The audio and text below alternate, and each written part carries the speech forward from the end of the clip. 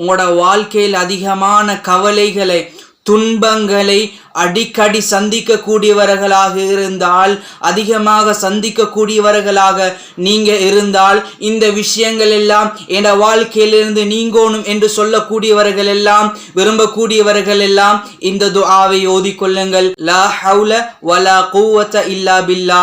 இந்த துஆவை ஒவ்வொரு நாளும் ஃபர்லான தொழுகை பின்னக்கால, சுன்னத்தான தொழுகை பின்னக்கால, தூங்குறதுக்கு முன்னுக்கால கை அப்படியே நெஞ்சில வச்சு லா ஹவுல வலா குவத்த இல்லா பில்லா என்று 100 விடுத்த மோதி அப்படியே நெஞ்சிலே ஊதி விட்டு அப்படியே தூங்குங்கள். அல்லாஹ் அந்த கவலைகளை துன்பங்களை நீக்கி கொடுத்து விடுவான்.